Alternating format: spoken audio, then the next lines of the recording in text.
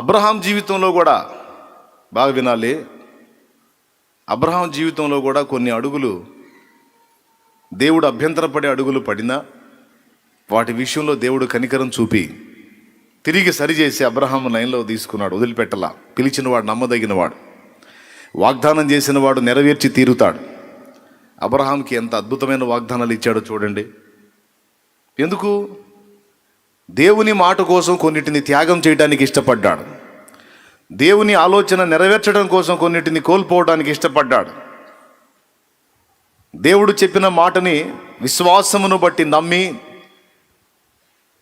ఆ విశ్వాసాన్ని బట్టి ఏదో మాట్లాడటం కాకుండా క్రియ కూడా చేశాడు. అబ్రహాము దేవుని నమ్మెను, అది అతనికి నీతిగా ఎంచబడింది. ఒట్టి విశ్వాసమే కాదు, విశ్వాస సంబంధమైన క్రియ కూడా అబ్రహాము కనపరిచాడు. నువ్వు నన్ను నమ్ముతున్నావా? అవును దేవా నమ్ముతున్నా. అట్లయితే నీ తండ్రి ఇంటిని విడిచిరా, నీ స్వదేశమును స్వజనమును విడిచిరా, ప్రక్కకు రమ్మన్నాడు.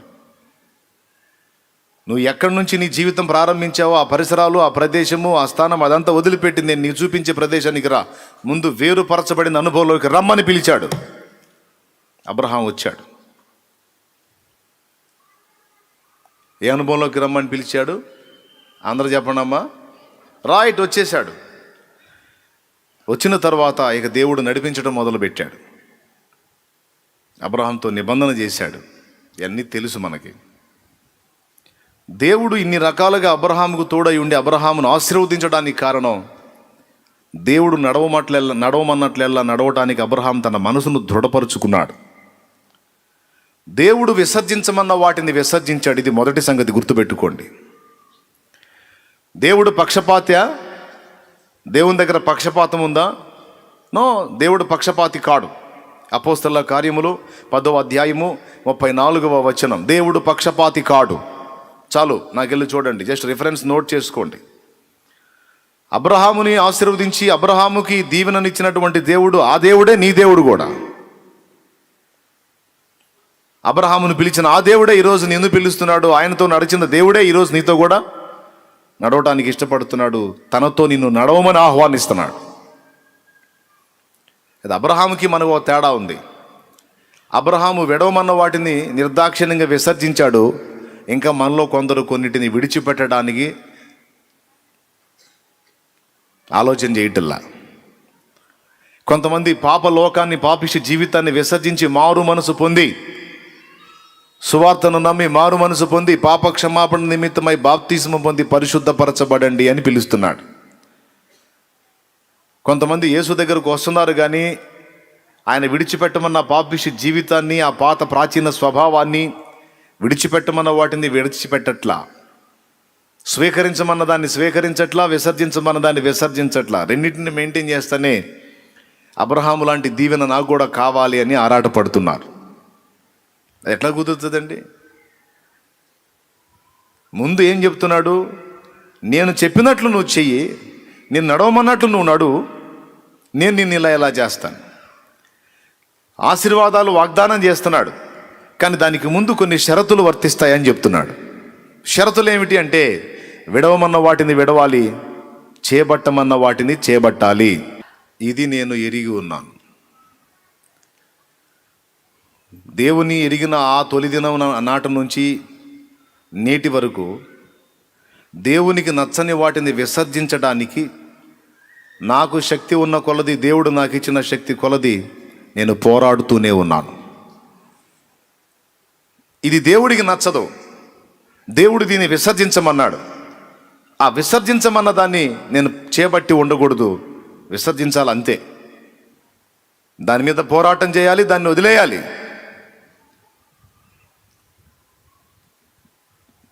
నన్ను నేను వెతుక్కోవటం అనేది నాకు ఇష్టం. కొంతమంది దాన్ని ఇష్టపడరు. వాళ్ళు ఏం చేసినా వాళ్ళకి అది మంచి. నా నుండి కూడా కొన్ని తప్పులు జరిగాయని ఒప్పుకోలేరు, నేను కూడా తేడా పడ్డానని ఒప్పుకోలేరు. నేను ఏది చేసినా కరెక్టే, ఎదుటోళ్లే తేడా, ఎదుటోళ్లే తప్పని పొద్దుస్తమానో ఎదుటోళ్ళలో వెతుకుతా ఉంటారు.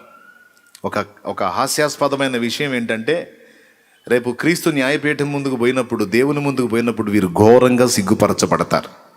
ఎందుకంటే దేవుడు ఫస్ట్ వెతుక్కోమంది మనల్ని మనం వెతుక్కోమన్నాడు, మనల్ని మనం విమర్శించుకోమన్నాడు, మనలో ఉన్న లోపాలు వెతకమన్నాడు.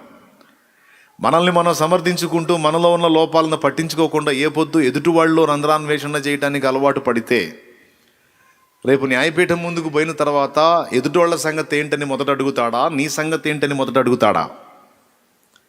నీ కంటిలోనున్న దూలము నెంచక నీ సహోదరుని కంటిలో ఉన్న నలుసు తీయడానికి నువ్వు ప్రయత్నం చేస్తున్నావు. నీ కంట్లోనేమో దూలం పెట్టుకున్నావు, అవతల వాళ్ళ కళ్ళలో నలుసులు వెతుకుతున్నావు మూర్ఖుడా.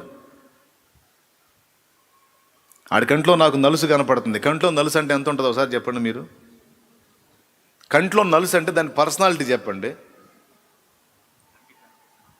చాలా చిన్నది కదా, చాలా చిన్నది. ఆ చిన్నది పడితేనే మన కంటికి ఇబ్బంది అవుతుంది,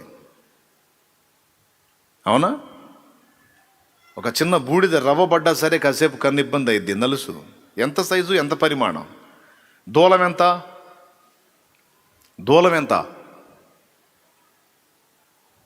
పెద్దది. ఒక దూలం లేపాలంటే 4-5 మనుషులు పెట్టిన లేవదు. దూలం ఏం పెద్ద అయినా లావు పొడవు మొయ్యలేం దూలాన్ని.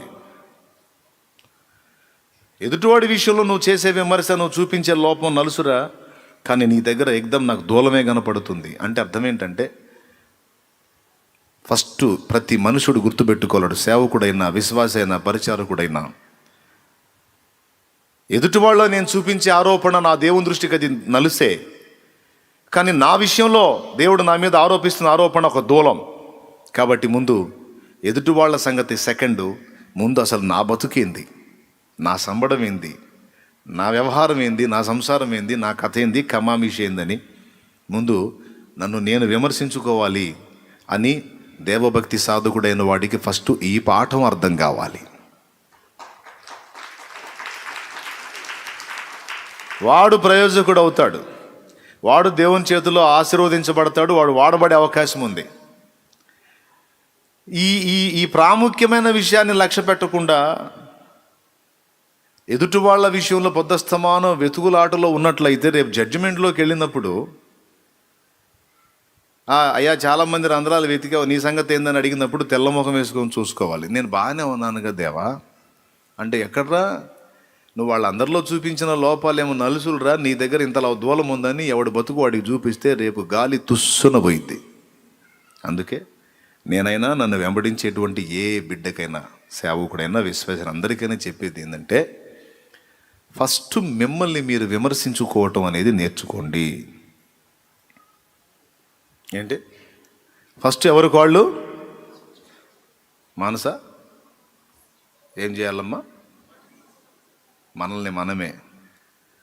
అది భక్తి సాధకుల లక్షణం. తర్వాత మనం జాగ్రత్తగా ఉండి మనం ఎప్పుడైతే మనలోకి మనం చూస్తాం, విమర్శించుకోగలుగుతామో ఫస్ట్ మనం ఏమవుతాం తెలుసా? దీనులం అవుతాం. హలో, ఏమవుతాం? మనం దీనులం అవుతాం. అప్పుడు ఎదుటివాడిని బ్యాలెన్స్ చేసే విషయంలో కూడా దీనంగానే వ్యవహరిస్తాం, హార్డ్గా వ్యవహరించాం. ఎదుటి వ్యక్తుల్ని బ్యాలెన్స్ చేయాలన్నా కూడా, తప్పు దిద్దాలన్నా కూడా హార్డ్గా దిద్దాం. ఎందుకంటే మనలో లోపాలు మనకు కనపడ్డప్పుడు మనకే సిగ్గేస్తుంది. అప్పుడు ఎదుటి వ్యక్తి తేడా పడితే కూడా అర్థం చేసుకొని ఆ వ్యక్తిని సాఫ్ట్గా దిద్దుబాటు చేయడానికి ప్రయత్నం చేస్తాం తప్ప తొందరపడి తోలనాటం కానీ, ఎగతాళి చేయటం కానీ, వ్యంగ్యంగా ప్రవర్తించడం కానీ, మాట్లాడటం కానీ ఈ లక్షణాలు ఉండవు. ఈ వ్యక్తిత్వం సాధన చేయాలి. దేవుడు ఏది విసర్జించమన్నాడు, ఏది చేయమన్నాడు, ఏది చేపట్టమన్నాడు, ఏది వదిలేయమన్నాడు అనేది మేజర్ పాయింట్. అది వెతుక్కోవటం మొదలుపెట్టా. ఫస్ట్ ఎదుటోళ్ళలో వ్యవహారాలు వెతకటం ఎంత చాకిరి, అదేం పెద్ద పని. వంక పెట్టాలంటే ఏ పాయింట్కైనా వంక పెట్టచ్చు. వంక పెట్టాలంటే ఏ పాయింట్కైనా వంక పెట్టచ్చు. చిన్నప్పుడు ఒక కథ ఒకటి చెప్పుకునేవాళ్ళం పిల్లలం, ఆకతాయి పిల్లలం. వంక పెట్టాలంటే ఎట్లయినా పెట్టవచ్చు, ఏడిపించాలంటే ఎట్లయినా ఏడిపించవచ్చు అని. నా చిన్నప్పుడు పిల్లల్ని ఏడిపించేవాడిని నేను ఈ కథ చెప్పి. ఒరే, ఓ పెద్దావిడ బావి మీద కూర్చొని సూదితో చీర కుట్టుకుంటుంది. చీర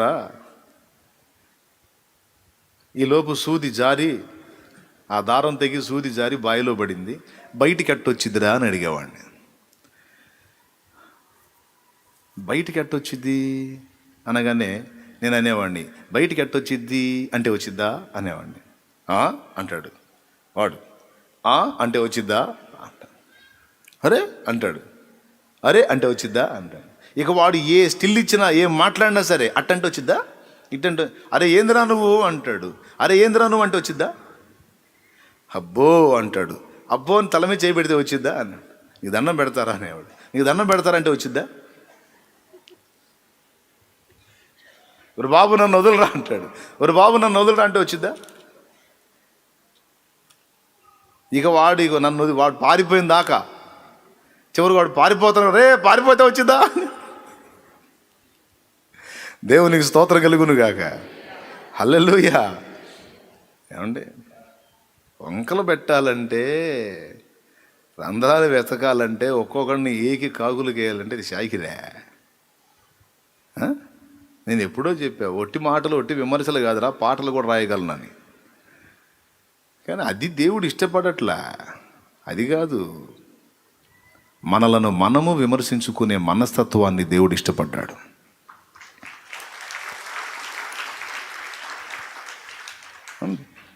ఆకులు రాలి ఫలములు లేని ఎండిన మోడునై నేను ఉంటిని. ఆకులు రాలి ఫలములు లేని ఎండిన మోడునై నేను ఉంటిని. ఎవరికి గాక ఏదరి లేక వ్యర్థముగా ఇలలో బ్రతుకుచుంటిని. ఎవరికి గాక ఏదరి లేక వ్యర్థముగా ఇలలో బ్రతుకుచుంటిని. ఆర్తధ్వని ఆలకించవా, ఆర్తధ్వని ఆలకించవా. తండ్రి నన్నాదరించవా, తండ్రి నన్నాదరించవా. ఏ యోగ్యత లేనివాడనో నీ ప్రేమతో ఆదరించుమా. ఏ యోగ్యత లేనివాడను నీ ప్రేమతో ఆదరించుమా. లోకమనే ఎడారిలో ఎండమావిని, పాపమనే నిసీదిలో నిలిచి ఉంటిని. లోకమనే ఎడారిలో ఎండమావిని, పాపమనే నిసీదిలో నిలిచి ఉంటిని. ఏ యోగ్యత లేనివాడనో నీ ప్రేమతో ఆదరించుమా. దేవునికి మహిమ. దేవుడు నాకు ఇచ్చిన పాటల్ని మీరు గమనించినట్లయితే యథార్థంగా నేను నా స్థితిని నేను ఒప్పుకుంటూ పాడుకుంటా. గాలికి ఊగే రెల్లైనా మనసు నెమ్మది లేక కదలుచున్నది. గాలికి ఊగే రెల్లైనా మనసు నెమ్మది లేక కదలుచున్నది. చేసిన దోషములు నన్ను తరుమగను, వేదనతో హృదయం కదలుచున్నది. చేసిన దోషములు నన్ను తరుమగను, వేదనతో హృదయం కదలుచున్నది. క్షమించువాడా నా యేసు రాజా, నీ ఘోర పాపిని క్షమించుమా, క్షమించు రక్షించువాడా నా యేసు రాజా, ఈ ఘోర పాపిని క్షమించుమా. దేవా నా మొర వినవా, నా ప్రార్థన ఆలకించవా. దేవా నా మొర వినవా, నా ప్రార్థన ఆలకించవా. నా పాపం నన్ను తరుమగా, నా ప్రాణము తల్లడిల్లగా నీ చింతకు చేరినానయ్యా, నీ శరణి కోరినానయ్యా.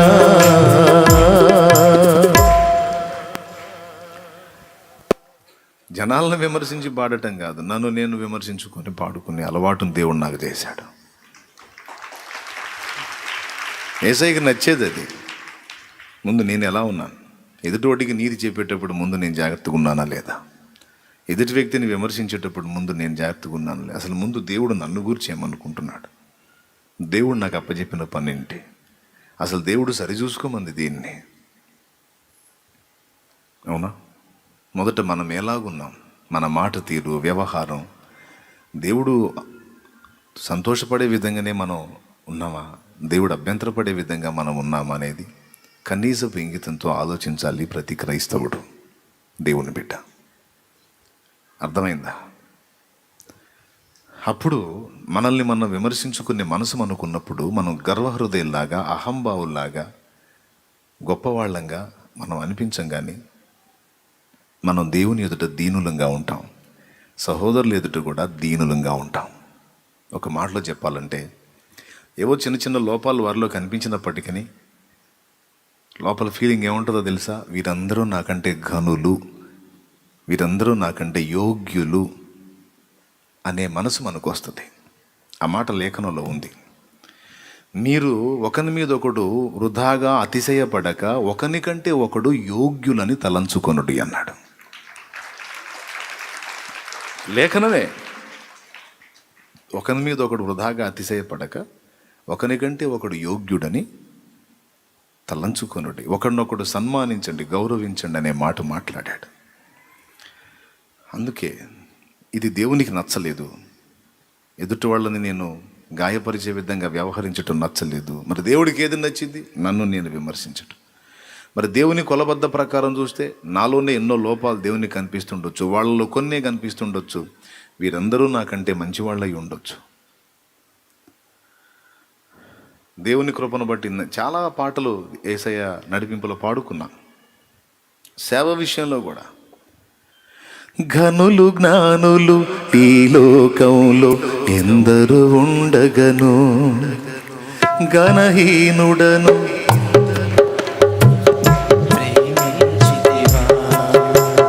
ఘనులు జ్ఞానులు ఈ లోకంలో ఎందరు ఉండగను, ఘనహీనుడను వెర్రివాడను నన్ను ప్రేమించితివా. ఏమున్నదయ్యా నీ కొరకు నాలో, ఏమున్నదయ్యా నీ కొరకు నాలో,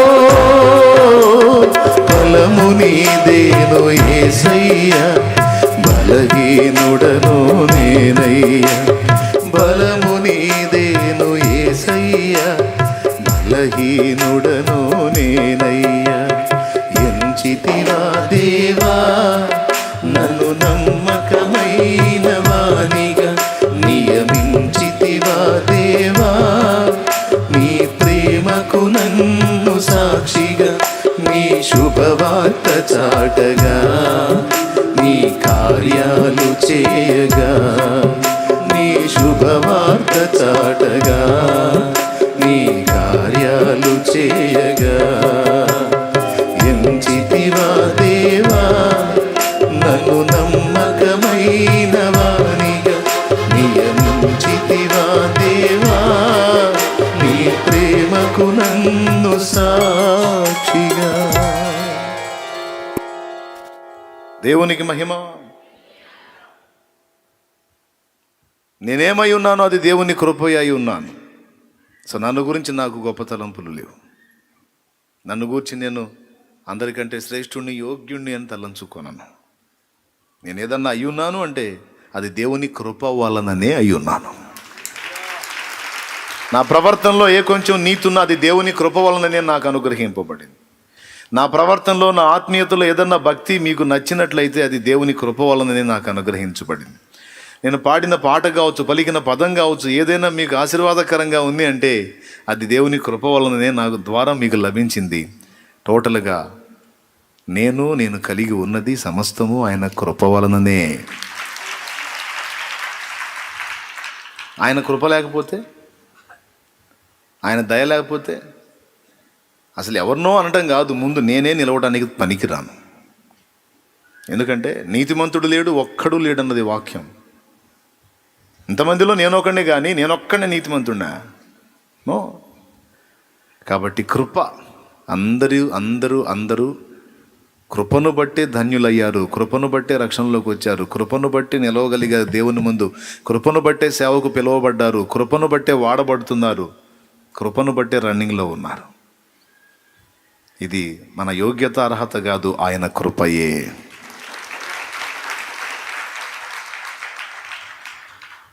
కాదా? అవునా? నీ కృప నాకు చాలును, నీ కృప లేనిదే నేను బ్రతుకలేను, నీ కృప లేనిదే నే బ్రతుకలేను. బా, ఎప్పుడో చెప్పేశాడు కదా. దేవునికి మహిమ. ఆ ఒక్క చరణం, ఆ ఒక్క పల్లవి చాలు. నీ కృప లేకపోతే నాకు ఎన్నో పాటలు పాడాడు కదా. కృపయే నాకు ప్రాకారము గల ఆశ్రయపురమాయను, నీ కృప వీడి క్షణమైన నేనెలా మనగలను. ఓయబ్బ, ప్రతి భక్తునికి కృపయే ఆధారమైంది, కానీ ఏ ఒక్కడి యోగ్యత, అర్హత కాదు. దేవునికి మహిమ. హల్లెలూయా. కాబట్టి ఆ పని చెప్పాలా నాకు. దేవుడు చెప్పిన మొదటి పని ఏంటంటే నన్ను నేను సరిచూసుకోవాలి. నేను క్రమంగా దేవుని ఎదుట నిలిచి, క్రమం తప్పిన సహోదరులు ఎవరైనా ఉంటే వారిని దైవిక ప్రేమతో, సన్మానముతో త్రోవకు తీసుకొని రావాలి, ప్రేమను బట్టి. అంతేగాని వెర్రవీగిన మాటలతో కాదు. కాబట్టి ఫస్ట్ నుంచి కూడా సేవలోకి వచ్చినాకైనా, సేవలోకి రాకముందు విశ్వాసీ జీవితంలోకి వచ్చినప్పుడైనా అబ్రహామును దేవుడు విడిచిపెట్టమన్న వాటిని నిర్దాక్షిణ్యంగా విడిచిపెట్టాడు, ఆశీర్వాదం పొందాడు. సో నేను కూడా దేవుడు వదిలిపెట్టమన్నవేంటో వెతుక్కోవాలి. మొదటిది ఏంటి? లోకాన్ని వదిలేయి, పాప జీవితాన్ని వదిలేయి, మారు మనసు పొంది బాప్తీసం పొందన్నాడు. ఓకే, పొందేశాను. అప్పటిదాకా నాకున్నటువంటి వ్యసనాలు, బలహీనతలన్నీ వదిలేసుకుని ఆ రోజు నుంచి ఇవి దేవుడికి నచ్చవు కదా, ఎందుకు చేయాలి వీటిని, నేను వదిలేద్దాం. స్వచ్ఛందంగా తీర్మానించుకొని దేవుడు అసహించుకునే వాటిని విసర్జించి, యేసయ్యా ప్రతిదీ చెప్పయ్యా, వాళ్ళ తేడా వీళ్ళు తేడా వద్దయ్యా, ముందు నా తేడాలు నాకు చెప్పయ్యా, నా లోపాలు నాకు చెప్పయ్యా. తెలుపుము నా అంతము నాకు, తెలుపుము నా ఆయువు ఎంతో, తెలుపుము నా అంతము నాకు, తెలుపుము నా ఆయువు ఎంతో, తెలుపుము ఎంతల్పుడనో.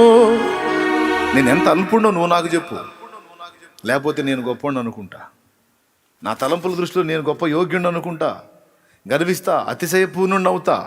నా బ్రతికేమిటో, నేను ఎంత అల్పమైన వాడినో నాకు అర్థమయ్యేటట్టు చేయి తండ్రి. లేకపోతే నన్ను నేను యోగ్యునిగా చూసుకుని ఎదుటి వాళ్ళందరినీ అల్పుల్లాగా చూస్తానయ్యా.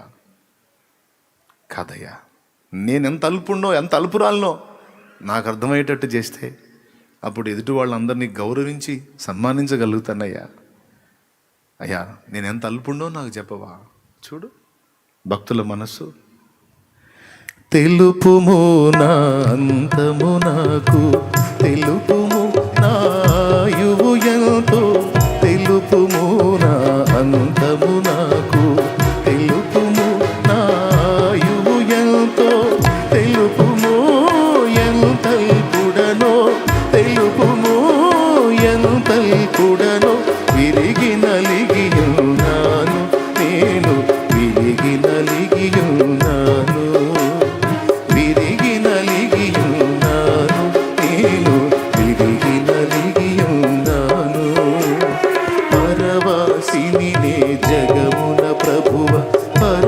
పరమవాసిని నే జగమున ప్రభువ నడచుచున్నాను నదారిన్ నా గురి నీవేన ప్రభువ నా గురి నీవేన ప్రభువ నీదరినే చేరెదను నేను నీదరినే చేరెదను నీదరినే చేరెదను నేను నీదరినే చేరెదను పరమవాసిని నే జగమున ప్రభువ పరవాసిని నీ జగమున ప్రభు. దేవునికి మహిమ.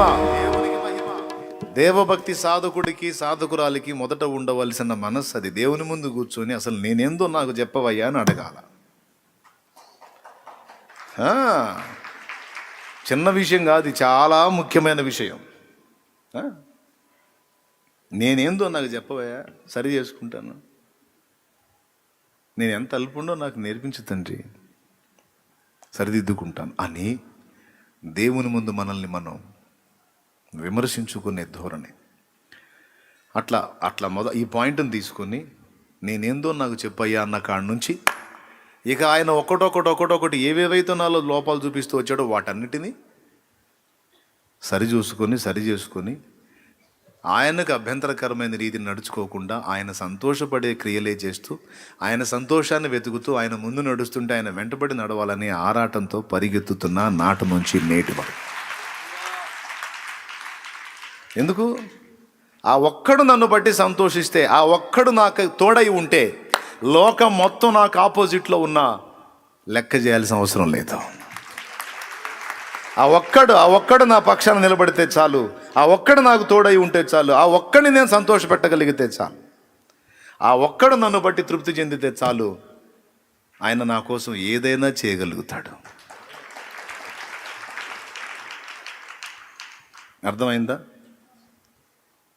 నాకు వచ్చినటువంటి ప్రతి సమస్యను ఆయన తొలగించగలుగుతాడు, ప్రతికూలతలను తొలగించగలుగుతాడు, నిందలను అవమానాలను దీవెనలుగా మార్చగలుగుతాడు. నా ప్రభు నన్ను బట్టి తృప్తి చెందే విధంగా నేను నడుచుకుంటే చాలు అనేది మేజర్ పాయింట్. ప్రతి సంగతిని గురించి దీని గురించి నేను ఇట్లా చేశాను, ప్రభు దీని గురించి ఏమనుకుంటున్నాడో, ఆయన దీని విషయంలో ఎలా స్పందిస్తున్నాడో. రూతు జీవితం పాడైపోయింది, మోడు బారిపోయింది. చిరు ప్రాయంలోనే భర్త చనిపోయాడు, అత్తగారింటికి వెళ్ళిపోయింది. అత్తగారు విధవరాలే, తోడికోడలు విధవరాలే, రూతు విధవరాలే, ముగ్గురు విధవరాండ్రా ఇంట్లో. ఓర్పా వెళ్ళిపోయింది అత్త చెప్పిన సలహాను విని.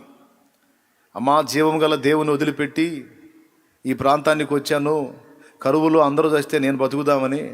కానీ నా ప్రాంత ప్రజలందరూ కరువు వచ్చినా కూడా వాళ్ళు బాగానే ఉన్నారు. కానీ నేను ఎవరిని కాపాడుకుందామని తొందర చేసి తెచ్చాను మోయాబు ప్రాంతానికి. నా భర్తని, నా కొడుకుల్ని, ఇద్దరిని మొత్తాన్ని పోగొట్టుకున్నాను. ఇప్పుడు మొత్తం విధవరాండ్రం అయిపోయాం.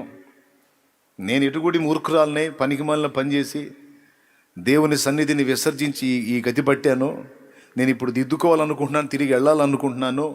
ఓర్పా, రూతు, నా మాట వినండి. మీరు చిన్న చిన్న పిల్లలమ్మా, వెళ్ళి మీ ఇళ్లలో మీ తల్లిదండ్రుల దగ్గర జాయిన్ అవ్వండి, చేరండి. వాళ్ళు మీకు మళ్ళీ సంబంధం చూసి పెళ్లి చేసేస్తారమ్మా అని చెప్పింది.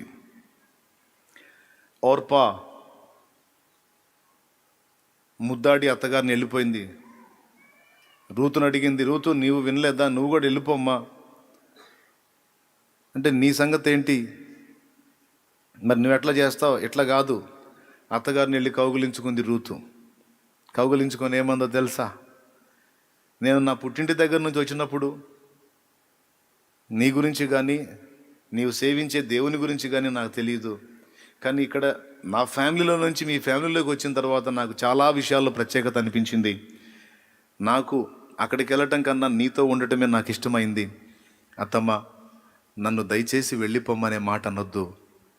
నీ కుమారుడు బ్రతికున్నంత వరకు నేను నీ కోడల్ని, ఆయన నిద్రించాడు గనక ఇప్పుడు నేను నీకు కూతుర్ని. నీ ఊరే నా ఊరు, నీ దేశమే నా దేశం, నీ జనులే నా జనులు, నీ దేవుడే నా దేవుడు. నీవు సమాధి చేయబడు స్థలమందే నేను కూడా సమాధి చేయబడతాను. నన్ను వెళ్ళిపో అనే మాట మాత్రం అనొద్దు. నేను నిన్ను వదిలి బ్రతకలేనంది. ఈ రెండు చర్యలు దేవునికి నచ్చినాయి. హల్లెలూయా, హల్లెలూయా. ఈ రెండు మాటలు దేవుడు విన్నాడు, చూశారు. ఇక తర్వాత రూతు గ్రంథం మీరు చదువుకోండి, ఎన్ని మలుపులు తిరిగి చిత్రంగా మోడైపోయిన రూతు జీవితం మళ్ళా బోయజు చేతిలోనికి దేవుడు నడిపించి, ఆ బోయజు రూతు నుంచి పుట్టిన సంతానాన్ని యేసుక్రీస్తు వంశావళిలో చేర్చి ఒక ధన్యకరమైనటువంటి సాక్ష్యాన్ని రూతుకి ఇచ్చాడు. హల్లెలూయా. నా దేవుడు చేయగలుగుతాడు. మూడు బారిన జీవితాలను చిగురింపజేయగలవు నీవు, మారానుభవం మధురముగా మార్చగలవు నీవు. ఆలోచించండి మీరు, రూతు అత్తగారితో పాటు వెళ్తే పెళ్లి చేసిద్దని పోయిందా? ఒకసారి చెప్పండి నాకు. అత్తగారితో వెళ్తే పెళ్లి చేసిద్ది, మా పుట్టింటి వాళ్ళు చేరని వెళ్ళిందా? ఎక్కడికి వెళ్తే రూతుకి పెళ్ళి అయింది మీరు చెప్పండి. ఎక్కడికి వెళ్తే రూతుకి ఒక మంచి జీవితం అవకాశం ఉంది? ఒకసారి ఊహించండి మీరు. ఎక్కడుంది? నయోమి దగ్గర ఉంటే ఉందా? పుట్టింటికి వెళ్తే ఉందా? నయోమి ఇష్టపడిద్దా? తన కొడుకు ప్లేస్లో మరొకడు వచ్చి ఆమెకు భర్తగా ఉంటే నయోమి ఊరుకుంటుందా? మనసు ఒప్పిద్దా? ఒప్పదో. పుట్టింటికి వెళ్తే క్షేమం, కానీ భర్తను ఆశించి పోలా, మళ్ళీ పెళ్లి చేసిద్దని పోలా, ఇంకొకటి ఆశించి పోలా.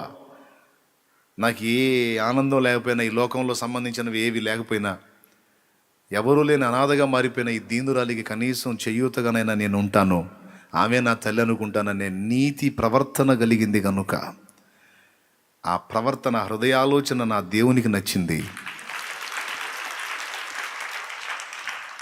ఏం చేశాడో తెలుసా? అత్తని అమ్మని చేసి పడేశాడు. అత్త హృదయంలో అమ్మ మనసును పెట్టి, ఒక తల్లి తన కూతురు విషయంలో ఎలాగైతే స్పందించిద్దో అలాగ నయోమి రూతు విషయంలో స్పందించేటట్టు చేసి, మొడైపోయిన రూతు జీవితాన్ని చిగురింపజేసి, ఇటు రూతుని అటు నయోమిని మొత్తాన్ని ఆయన ఆశీర్వదించి సమాధానకరమైన భవిష్యత్తును వారికి అనుగ్రహించిన సాక్ష్యం మనకి రూతు గ్రంథం సాక్ష్యం ఇస్తుంది. దేవునికి మహిమ. దేవునికి నచ్చితే చాలండి. దేవుడు మనల్ని బట్టి సంతోషపడే విధంగా, తృప్తి చెందే విధంగా, ఆనందపడే విధంగా మనం జాగ్రత్తలు తీసుకుంటే చాలు. ఇక నీ అభివృద్ధిని, నీ విస్తరణని, నీ ఎదుగుదలని, నీ వర్ధిల్లేటువంటి అనుభవాన్ని ఎవ్వరూ ఆపలేరు. దేవునికి మహిమ. గట్టిగా చెప్పాలి, ఇంకోసారి చెప్పాలి. నీ పక్షం వహించింది ఎవరు? దేవుడు. వదిలిపెట్టు, ఫలానాది వదిలిపెట్టు, ఫలానాది వదిలిపెట్టు అని దేవుడు నీతో మాట్లాడుతున్న విషయాలు కొన్ని ఉన్నాయి నీకు. అవి వదిలిపెట్టి దేవుని ముందు నిలవాలా. దేవా, ఇవి వదిలేయమన్నా వదిలేసా, ఇప్పుడు నీకు హ్యాపీ అన్నా? చాలా సంతోషం. ఫలానా ఇది చెయ్యి అన్నావు, దేవా ఇదిగో చేస్తున్నా, ఇప్పుడు నీకు సంతోషమేనా? అవును. సంతోషమైన మాటలతో చెప్పడు, ఆశీర్వాదంతో చెప్తాడు.